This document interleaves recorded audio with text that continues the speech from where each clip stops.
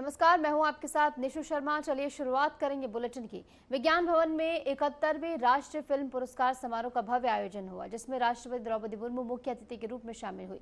इस अवसर पर भारतीय सिनेमा के विविध आयामों में उत्कृष्ट योगदान देने वाले कलाकारों और रचनाकारों को सम्मानित किया गया। राष्ट्रपति मुर्मू ने film sunflower were the first ones to know को सर्वश्रेष्ठ पटकथा पुरस्कार प्रदान किया है। वहीं हरिकृष्ण एस को उनके film the sacred jack exploring the tree of wishes के लिए सर्वश्रेष्ठ नरेशन वॉइस ओवर पुरस्कार से सम्मानित किया गया।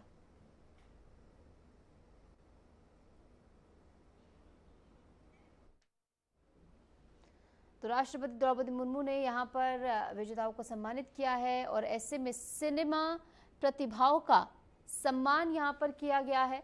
तस्वीरें भी आपको दिखा रहे हैं कार्यक्रम स्थल की, जहां पर 71वें राष्ट्रीय फिल्म पुरस्कार समारोह का भव्य आयोजन यहां पर हुआ और बतौर मुख्य अतिथि राष्ट्रपति द्रौपदी मुर्मू यहां पर शिरकत करने पहुंची और इसी के साथ तमाम जो यहां पर प्रतिभागी रहे और इसी के साथ इस कंपटीशन जो ये रहा है, ऐसे में उत्कृष्ट प्रदर्शन करने वाले लोगों को यहां पर सम्मानित करने का काम भी किया गया है।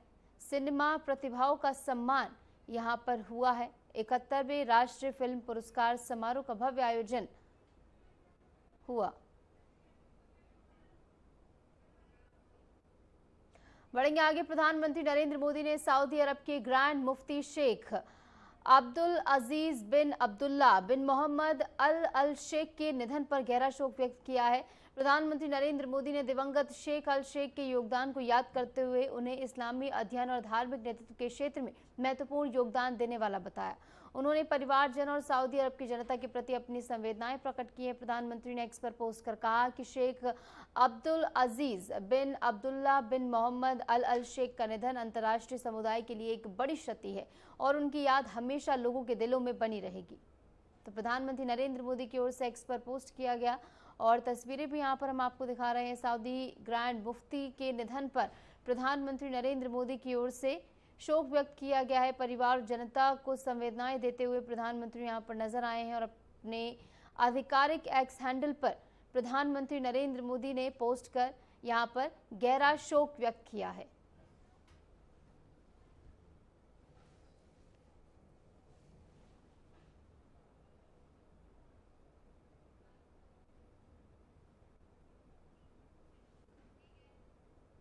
बढ़ेंगे आगे। न्यूयॉर्क में वैश्विक दक्षिण की उच्च स्तरीय बैठक में विदेश मंत्री डॉक्टर एस जयशंकर ने वैश्विक चुनौतियों और विकासशील देशों की चिंताओं पर प्रकाश डाला।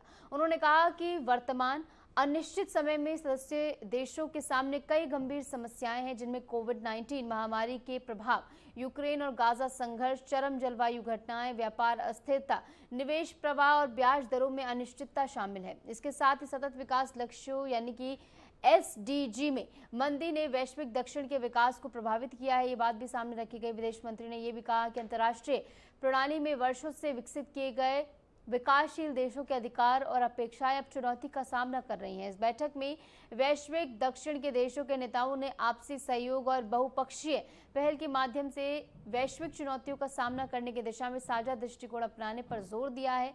और ऐसे में ये खबर महत्वपूर्ण, जहां पर न्यूयॉर्क में वैश्विक दक्षिण बैठक हुई और ऐसे में भारत के विदेश मंत्री एस जयशंकर अपना रुख रखते हुए यहां पर नजर आए हैं कि किस प्रकार विकासशील यानी डेवलपिंग नेशंस को साथ आना होगा और जो तमाम चुनौतियां हैं उनका सामना एक साथ मिलकर करना होगा, उनका हल एक साथ निकालना होगा। तमाम पहलुओं पर इस दौरान विचार विमर्श हुआ है, जहां पर भारत का रुख यहां पर डॉक्टर एस जयशंकर रखते हुए नजर आए।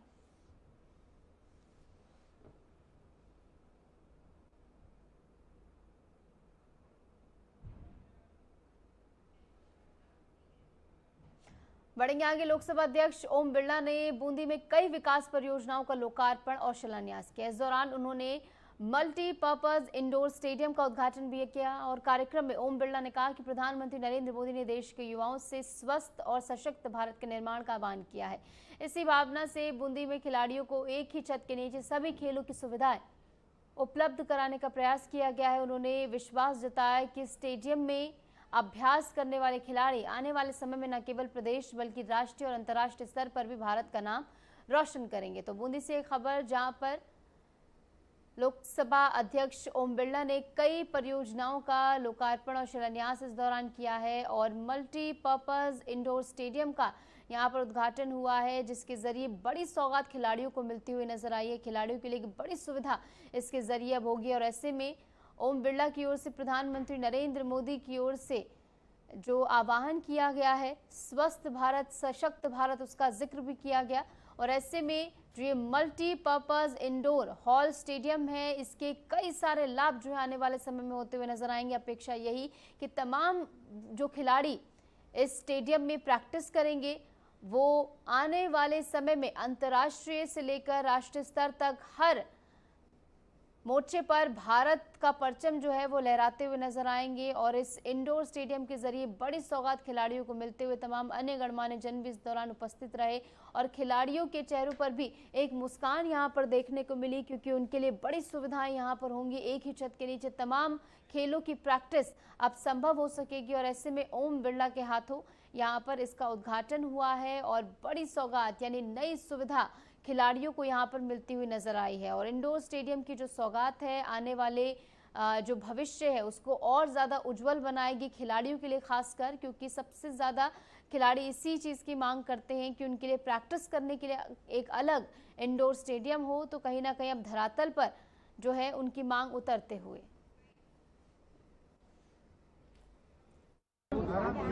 पूरे देश के नौजवानों का आह्वान किया कि भारत स्वस्थ रहे और भारत स्वस्थ रहेगा तो समृद्ध होगा। उसी भावनाओं से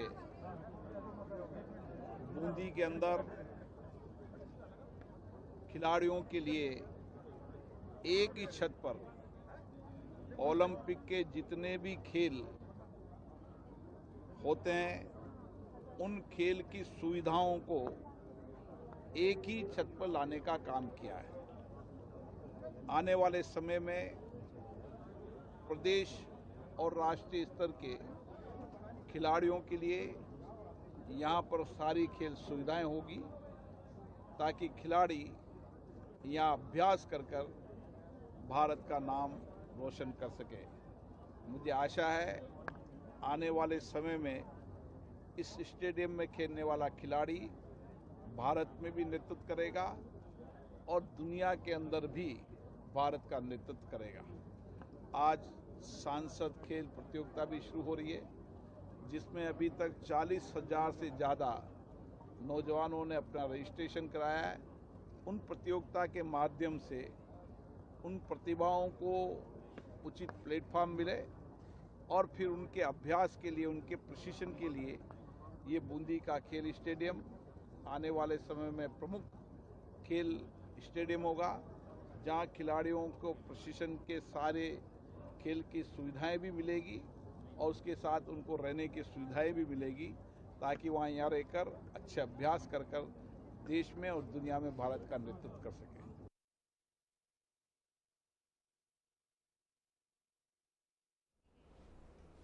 केंद्रीय गृह मंत्री अमित शाह और मुख्यमंत्री भूपेंद्र पटेल ने स्टार्टअप कॉन्क्लेव 2025 में भाग लिया और विभिन्न स्टॉल का निरीक्षण किया। इस कार्यक्रम का उद्देश्य स्टार्टअप इकोसिस्टम को सशक्त बनाना और नवाचार के माध्यम से व्यावसायिक अवसर बढ़ाना है। कार्यक्रम के दौरान दोनों नेताओं ने स्टार्टअप से बातचीत की और उनकी परियोजनाओं, नवाचार और तकनीकी पहल का मूल्यांकन भी इस दौरान किया गया। उन्होंने स्टार्टअप्स के लिए सरकार की ओर से उपलब्ध सुविधाओं और समर्थन को भी बताया। तो स्टार्टअप कॉन्क्लेव का आयोजन यहां पर हुआ। अमित शाह ने यहां पर तमाम स्टॉल का निरीक्षण किया है और इसी के साथ जानकारी भी उनकी ओर से ली गई। भूपेंद्र पटेल ने स्टार्टअप जो है उनसे बातचीत की है। स्टार्टअप कॉन्क्लेव का निरीक्षण यहां पर अमित शाह करते हुए नजर आए, जैसे कि आप तस्वीरों में देख रहे हैं। हर एक स्टॉल के पास जाकर उन्होंने निरीक्षण किया है। तमाम जानकारी उनकी ओर से ली गई है कि क्या कुछ नए आइडियाज विकसित हो रहे हैं और किस प्रकार ये आइडियाज जो है वो आने वाले समय में बड़े स्केल पर लागू हो सकते हैं। इस बारे में गृह मंत्री अमित शाह ने जानकारी ली है और तमाम जो एंटरप्रेन्योर्स यहाँ पर पहुंचे उनकी ओर से भी बढ़ चढ़कर इसमें उत्साहपूर्वक अपनी बात सामने रखी गई। और इस बीच वक्त एक छोटे से ब्रेक के बाद फौरन हाजिर होते हैं।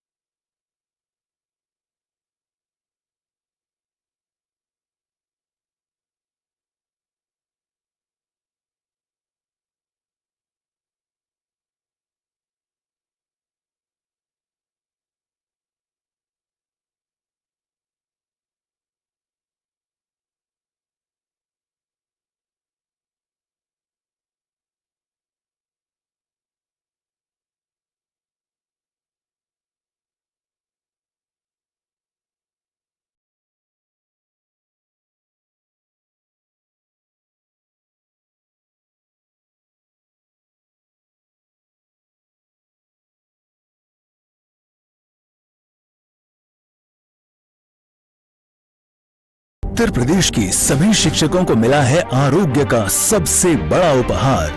यशस्वी प्रधानमंत्री नरेंद्र मोदी के मार्गदर्शन में मुख्यमंत्री योगी आदित्यनाथ ने 11 लाख से अधिक शिक्षकों और 60 लाख से अधिक उनके परिजनों को दी है कैशलेस उपचार की सुविधा।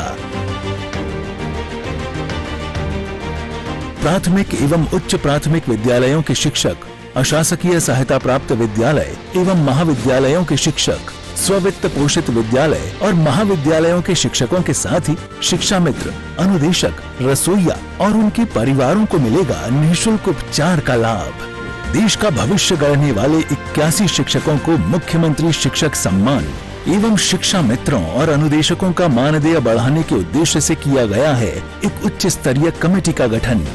गुरुजनों का सम्मान, सशक्त राष्ट्र की पहचान, काम दमदार, डबल इंजन सरकार।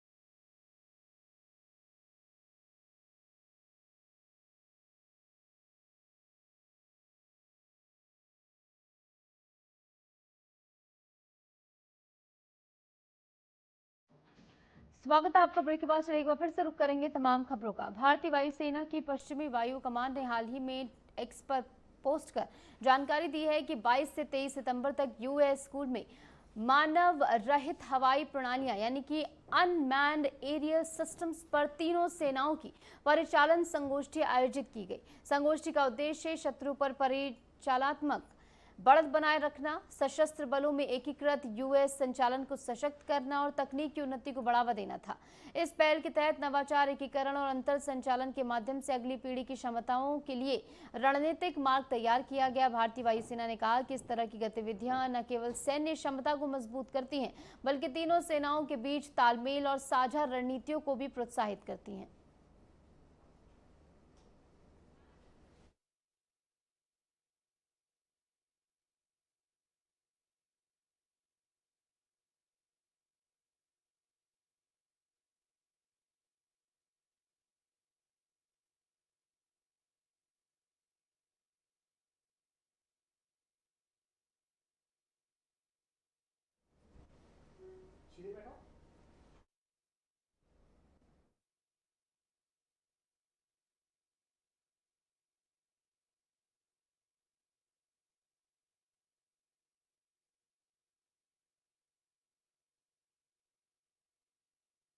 सेना की संगोष्ठी आयोजित की गई जहां पर तीनों सेनाओं का यूएस प्रशिक्षण यहां पर हुआ है। ऐसे में बता दें कि अगली पीढ़ी क्षमताओं के लिए तैयार हो रही है और लगातार क्षमताओं को और ज्यादा बेहतर बनाने की कवायद और तेजी से धरातल पर उतरती हुई नजर आ रही है। तीनों सेनाओं का यूएस प्रशिक्षण यहां पर हुआ है और ऐसे में जैसे कि हमने आपको बताया अगली पीढ़ी की क्षमताओं की तैयारी अब की जा रही है। छत्तीसगढ़ के मुख्यमंत्री विष्णुदेव साय ने मगरलोड ब्लॉक के करेली बड़ी गांव का दौरा किया और राज्य स्तरीय महतारी सदन कार्यक्रम में शामिल हुए। इस अवसर पर उन्होंने कुरूद विधानसभा क्षेत्र के विकास को नई गति देने वाली बड़ी घोषणाएं की और मुख्यमंत्री ने क्षेत्र के लिए 245 करोड़ रुपए की लागत से 77 परियोजनाओं की सौगात दी। इनमें विभिन्न विकास कार्यों का शिलान्यास और लोकार्पण भी शामिल रहा।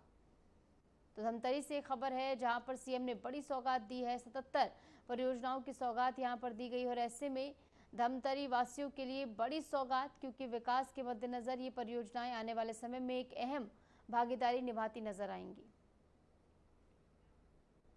और इस बीच उत्तर प्रदेश की राजधानी लखनऊ से एक बड़ी खबर आपको बता दें। जीएसटी रिफॉर्म पर व्यापारियों से सीएम योगी आदित्यनाथ ने संवाद किया है। हजरतगंज में बाजार का आज सीएम योगी आदित्यनाथ दौरा करेंगे। दुकानों, स्टोर, शोरूम में व्यापारियों से संवाद करेंगे। तो ये बड़ी खबर हम आपको बता रहे हैं। जीएसटी रिफॉर्म्स 2.0 जो कि 22 तारीख से लागू हुए हैं और ऐसे में किस प्रकार इसका फायदा आम जन को मिलता हुआ नजर आ रहा है और ऐसे में व्यापारियों से भी सीएम योगी आदित्यनाथ आज बातचीत करेंगे। बड़ी खबर हम आपको बता रहे हैं, जहां हजरतगंज में बाजार में सीएम योगी आदित्यनाथ संवाद करेंगे, व्यापारियों से भी संवाद करेंगे और किस प्रकार लोगों को सीधा फायदा इसका मिल रहा है, क्योंकि इससे पहले 4 स्लैब जीएसटी के हुआ करते थे, जिसे सिंप्लीफाई कर अब महज 2 स्लैब में तब्दील कर दिया गया है। बढ़ेंगे आगे। एनडीएमसी के उपाध्यक्ष और बीजेपी नेता कुलजीत सिंह चहल ने नेहरू पार्क में आयोजित सेवा पर्व कार्यक्रम में हिस्सा लिया। इस अवसर पर उन्होंने नागरिकों के बीच सेवा और सामाजिक जिम्मेदारी की महत्वता पर प्रकाश डाला है। कार्यक्रम में स्थानीय निवासी, समाजसेवी और अन्य नागरिकों ने भी भाग लिया, जिससे नेहरू पार्क में सेवा और सामाजिक सहभागिता का उत्सव उल्लासपूर्वक मनाया गया है। तो राष्ट्रीय राजधानी दिल्ली से खबर, जहां नेहरू पार्क में सेवा पर्व मनाया गया और ऐसे में जो है यहाँ पर बढ़ चढ़कर हिस्सा लिया गया है। बीजेपी नेता कुलजीत ने भी इसमें भाग लिया। नागरिकों में सामाजिक जिम्मेदारी इसके जरिए बढ़ाने का प्रयास किया गया है और ये पूरा कार्यक्रम जो है वो बेहद सफल रहा।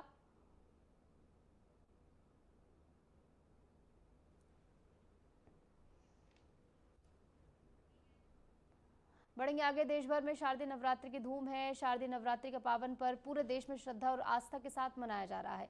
तीसरे दिन सुबह से ही मंदिरों में भक्तों की भारी भीड़ उमड़ती हुई नजर आ रही है। मां दुर्गा के विभिन्न स्वरूपों की विधिवत पूजा अर्चना की जा रही। दिल्ली के झंडेवालान देवी मंदिर में सुबह से ही आरती के दौरान भक्तों के जयकारों की गूंज जो है इस समय लगातार सुनाई दे रही है और ये 6 तस्वीरें भी आपकी टेलीविजन स्क्रीन पर दिखा रहे हैं। जम्मू कश्मीर के कटरा से रियासी स्थित माता वैष्णो देवी मंदिर में देश भर से आए श्रद्धालु लगातार दर्शन पूजन में जुटे हुए हैं। अयोध्या से तस्वीर आप देखिए, प्रदेश के बड़ी देवकाली देवी मंदिर में भी भक्तों ने मां के दर्शन कर पुण्य लाभ प्राप्त किया है। हरिद्वार उत्तराखंड के माया देवी मंदिर में भी विशेष आरती के साथ भक्तों में मां की आराधना है।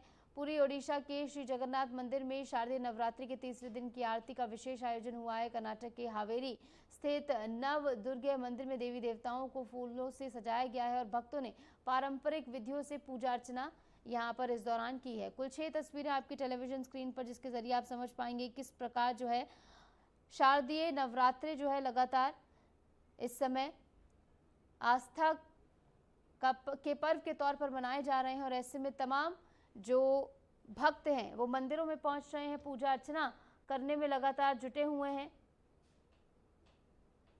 और ये 6 तस्वीरें जहां पर देश के कोने कोने से तस्वीरें, दिल्ली, जम्मू कश्मीर, उत्तर प्रदेश, उत्तराखंड, ओडिशा से तस्वीरें हैं जहां पर।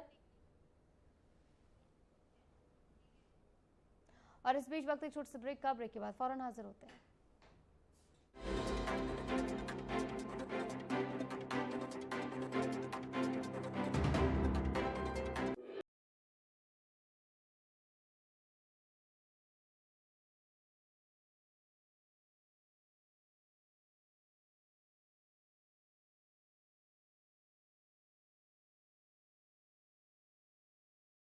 भारत का नया उत्तर प्रदेश यशस्वी प्रधानमंत्री नरेंद्र मोदी जी के विजन के अनुरूप बन रहा है $1 ट्रिलियन इकोनॉमी। नया उत्तर प्रदेश औद्योगिक और व्यापारिक क्षेत्र में छू रहा है नित नई ऊंचाइयां। माननीय मुख्यमंत्री योगी आदित्यनाथ के नेतृत्व में समग्र व्यापारिक प्रगति का प्रतीक बनकर उभरा है UP international trade show. Greater Noida में 25 से 29 सितंबर 2025 तक किया जा रहा है यूपी इंटरनेशनल ट्रेड शो के 3य संस्करण का आयोजन। यूपी ITS के 3य संस्करण में देश विदेश के कई व्यापारिक प्रतिष्ठान लेंगे हिस्सा। दुनिया देखेगी नए उत्तर प्रदेश के ट्रेड, ट्रेडिशन एंड ट्रांसफॉर्मेशन के साथ ही कला और संस्कृति की अनोखी झलक। आप भी आइए, अपने व्यवसाय को दीजिए वैश्विक उड़ान। UP international trade show, sourcing का अद्वितीय मंच।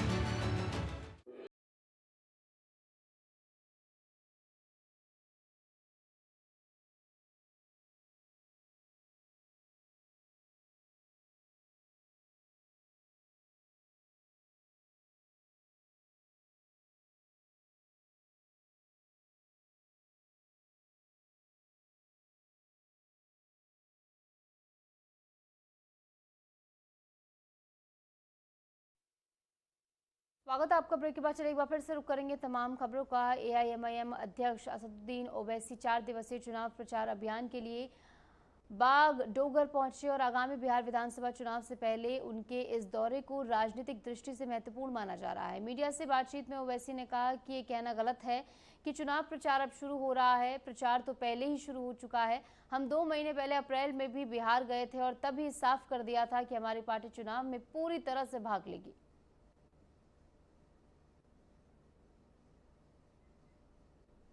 ये बात गलत है कि चुनाव का प्रचार आज से शुरू किया जा रहा है। चुनाव का प्रचार शुरू हो चुका है और हमारे अध्यक्ष अख्तर उल इमान साहब की लीडरशिप में काम चल रहा है।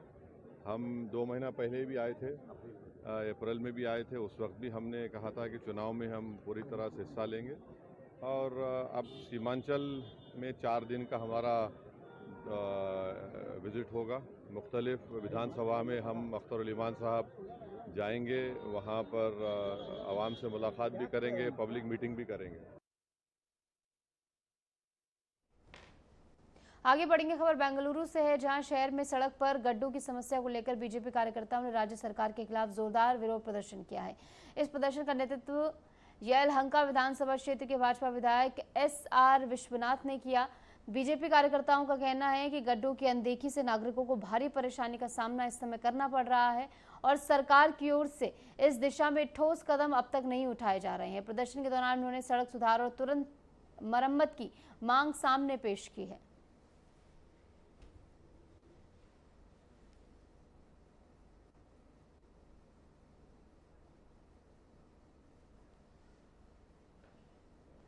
बढ़ेंगे आगे, कोलकाता में रात भर हुई भारी बारिश के कारण शहर के बल्लीगंज इलाके में जलभराव की समस्या उत्पन्न हो गई है। इस दौरान बिजौन सेतु के पास एक दुर्गा प्रतिमा पानी में फंस गई, जिससे स्थानीय लोगों और पंडाल आयोजकों में चिंता की लहर दौड़ पड़ी। मौके पर पहुंचे स्थानीय प्रशासन और आपदा प्रबंधन टीम ने जलभराव को कम करने और प्रतिमा को सुरक्षित स्थान पर लाने के लिए त्वरित कार्रवाई की। अधिकारियों ने लोगों से सतर्क रहने और पानी भरे इलाकों से दूर रहने की अपील की है। तो लगातार बारिश होने के चलते जो है हालात संवेदनशील होते जा रहे हैं और ऐसे में बल्लीगंज इलाके में जलभराव के चलते एक प्रतिमा जो है वो फंस गई, जिसके चलते लोगों में यहाँ पर चिंता की स्थिति बन गई। हालांकि यहाँ पर जैसे ही प्रशासन को इसकी सूचना दी गई तो जल्द से जल्द से सुरक्षित स्थान पर पहुंचाने का काम जो है प्रशासन की ओर से किया गया। ऐसे में लगातार आम लोगों को हिदायत भी दी जा रही कि जहां पर ज्यादा पानी भरा हुआ है, जिन इलाकों में, वहां पर जाने से बचें। और कोलकाता में भारी बारिश के चलते क्या कुछ आलम है वो तस्वीरों में आप देख सकते हैं। किस प्रकार जलभराव की स्थिति जो है उत्पन्न हो गई है। रात भर की बारिश के बाद जो है हालात कुछ इस कदर हैं। लगातार पानी को कम करने का प्रयास किया जा रहा है, लेकिन हालात अभी भी बेहद संवेदनशील बने हुए। लोगों को अपने पर्सनल लेवल पर एहतियात बरतने को प्रशासन की ओर से कहा जा रहा है कि खुद व्यक्तिगत स्तर पर भी तमाम एहतियात बरतें और उन इलाकों में जाने से बचें जहां पर जल भराव की स्थिति जो है ज्यादा देखने को मिल रही है।